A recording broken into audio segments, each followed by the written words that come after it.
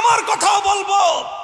আমি শুরুতেও বলেছি, আবার বলছি, আপনারা আমাকে মহব্বত করবেন, ভালোবাসবেন যতদিন মনে করবেন আমার মুখ দিয়ে আল্লাহর কথা উচ্চারিত হয়, আমার কথা দিয়ে আল্লাহর কোরআনের হক কথা উচ্চারিত হয়, আমার মুখ দিয়ে ঈমানের কথা উচ্চারিত হয়, আমার মুখে তাওহীদের বাণী উচ্চারিত হয়, ততদিন পর্যন্ত আপনারা আমার আনুগত্য করবেন।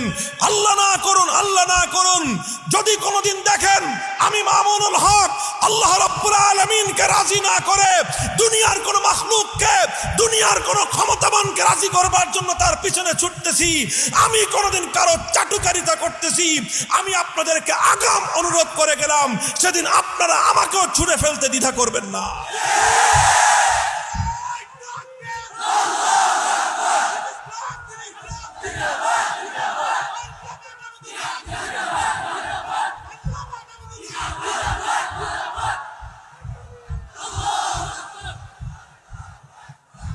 আল্লাহর বান্দা যখন এভাবে অটল থাকে, আল্লাহর বান্দা যখন এভাবে অটল থাকে আর মজবুত থাকে, ইতিহাসের সোনালী পাতায় অসংখ্য অগণিত প্রমাণ রয়েছে আল্লাহ রাব্বুল আলামিন তার বান্দার উপর গায়েবী মদদ নাজিল করেন। দুনিয়ার সমস্ত প্রভাবশালী আর প্রতাপশালীরা তার সামনে নতি স্বীকার করতে বাধ্য হয়। হযরত আব্দুল্লাহ বিন হুযাফা রাদিয়াল্লাহু তাআলা আনহু, আল্লাহর নবীর একজন সাহাবী, রোমান সম্রাটের দরবারে বন্দী হয়েছিলেন, গ্রেফতার হয়েছিলেন। সেই পৃথিবীর সবচেয়ে বড় পাওয়ারফুল সম্রাট, সেই সম্রাটের কাছে একজন বন্দী মুসলিম, একজন বন্দীর সঙ্গে যে কোনো আচরণ করা যায়, কঠোর থেকে কঠোর আচরণ করেছে, ভয় দেখিয়েছে, ভীতি প্রদর্শন করেছে, জ্বলন্ত আগুনের উপর পানি গরম করে সেই পানির মধ্যে তাকে নিক্ষেপ করার জন্য প্রস্তুত হয়েছে। আব্দুল্লাহ ইবনে হুযাফা রাদিয়াল্লাহু তাআলা নির্বিকার, রাজি করব একমাত্র কাকে? এক আল্লাহকে রাজি করার পথ থেকে আমি সরতে পারি না, টলতে পারি না। আব্দুল্লাহ বিন হুযাফাকে ধরে নিয়ে যাওয়া হচ্ছে, টকবকে ফুটন্ত পানির মধ্যে ফেলে তাকে মুহূর্তের মধ্যে হত্যা করা হবে। চোখ দিয়ে পানি পড়তে আরম্ভ করেছে।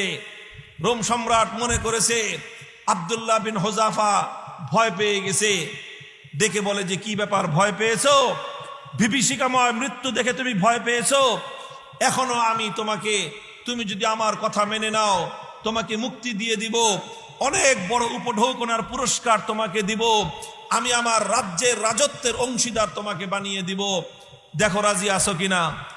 আব্দুল্লাহ বিন হুযাফা চিৎকার করে বললেন যে কশ্চিনকালেও ইমানদার তার ইমানের পথ থেকে সরতে পারে না। হয় তাহলে কাঁদতেছো কেন, চোখে পানি কেন?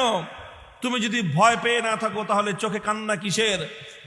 হযরতে সাহাবী রাসূল আব্দুল্লাহ বিন হুযাফা রোম সম্রাটকে বললেন, হে রোম সম্রাট, এ চোখের অশ্রু জীবনের মায়ায় নয়, এ চোখের অশ্রু মৃত্যুর ভয়ে নয়, আমার এ চোখের পানি এটা তোমাকে দেখাবার জন্য নয়, আমার এ চোখের অশ্রু দুনিয়ার কোন মানুষকে দেখাবার জন্য নয়, আমি আমার এ অশ্রু নজরানা পেশ করতেছি শুধুমাত্র আমার রবকে দেখানোর জন্য।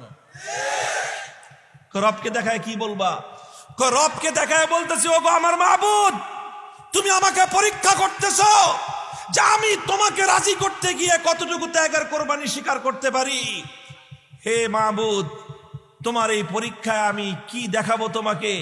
তুমি তো আমাকে একটাই জীবন দিয়েছো, একটাই জীবন দিয়েছো, আর ওই এক জীবন দিয়ে তোমাকে দেখাইতে হবে তোমাকে কতটুকু ভালোবাসি। আমার আফসোস এই জায়গায় যে আমি একটা জীবন বিলিয়ে দিয়ে তোমাকে ভালোবাসি কতটা তার প্রমাণ আমি পেশ করতে পারবো না। তুমি যদি আমাকে 100টা জীবন দিতে, 1000টা জীবন দিতে, একটা একটা জীবন মাওলা তোমার পথে উৎসর্গ করে প্রমাণ করে দিতাম তোমার বান্দা তোমাকে রাজি করবার জন্য সারা দুনিয়াকে 1000 বার কোরবান করতে পারে। কুল আমানতু বিল্লাহি সুম্মা ইসতাকিম। মুহতারাম হাজিরিন, এখানেই আমি আমার আলোচনা শেষ করতেছি। আপনাদের কাছে আমি দোয়া চাই। অনেক প্রতিকূলতা, অনেক বাধার বিন্ধ্যাচল, অনেক সমস্যা সংকট দেখেছি, সাইক্লোন, টর্নেডো, তুফান দেখেছি। টর্নেডো এসেছে, কাল বৈশাখীর মতো ঝড় শুরু হয়েছে, জলোচ্ছ্বাস শুরু হয়েছে, বিপদের ভূমিকম্প তৈরি হয়েছে, কিন্তু ঈমান আর ইয়াকিন আমার আরো মজবুত হয়েছে। আজও যদি আল্লাহর কোন বান্দা ঈমানের পথে অটল আর মজবুত থাকতে পারে, সমস্ত ঝড় তার সামনে এসে মুখ থুবড়ে পড়ে যায়, সমস্ত বাধার পাহাড় তার সামনে খান খান হয়ে যায়। যে এক আল্লাহর উপর ভরসা করে চলে, সারা দুনিয়ার সমস্ত শক্তি তার সামনে মাথা নত করে দিতে বাধ্য হয়। আল্লাহ পাক রব্বুল আলামিন আপনাদেরকেও তৌফিক দান করেন, আমাকেও তৌফিক দান করেন। আমি আপনাদের কাছে এই দোয়া চাই, জীবনের অন্তিম সময় পর্যন্ত, শেষ নিঃশ্বাস পর্যন্ত যেন হক এবং হক্কানিয়তের পথে, ঈমানের পথে ইস্তেকামতের সাথে থাকতে পারি। আল্লাহ পাক রব্বুল আলামিন তৌফিক দান করেন।